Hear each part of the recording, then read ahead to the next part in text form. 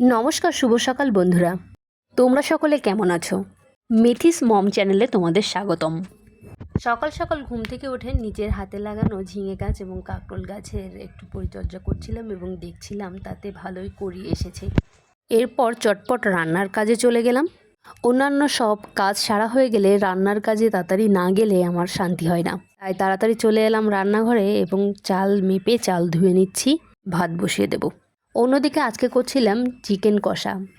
খুব বেশি ঝোল রাখবো না, তাই বললাম চিকেন কষা। চিকেন কষার কালারটা তোমরা একবার দেখে নাও কেমন। যে কোনো মাংস আমি ভালো করে কষিয়ে নিই যাতে ফ্লেভারটা ভালো হয়। আর এদিকে ছিল আমের চাটনি। শেষ পাতে একটু টক চাটনি মিষ্টি থাকলে ভালো হয়। এর আগে আমি একটা সবজি রান্না করে রেখেছিলাম, সেটা হচ্ছে লাউ শাকের তরকারি।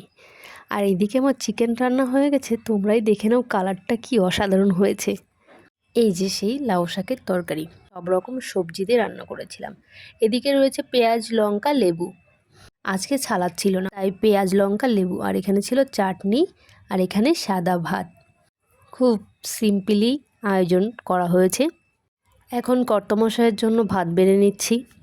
গুরুজনদের মুখে শুনেছি ঘরের রমণীরা নিজে রান্না করে ভাত খেতে হয় না, তাই বরাবরই মানার চেষ্টা করি।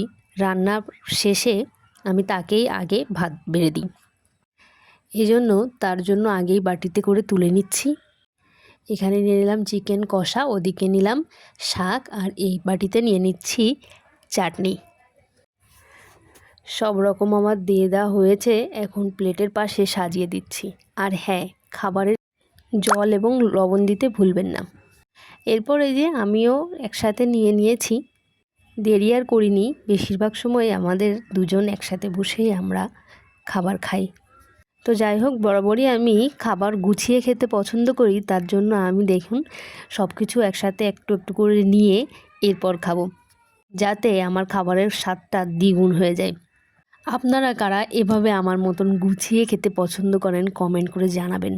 জানি না আমি কতটা আপনাদের মন মতো পছন্দের ভিডিও তৈরি করতে পারি কিনা, তারপরও করার চেষ্টা করি। এরপর রাতের আয়োজনে গাটি কচু, চিংড়ি মাছের তরকারি, আর দুপুরের একটু চিকেন ছিল আর একটু তরকারি করে নিয়েছিলাম।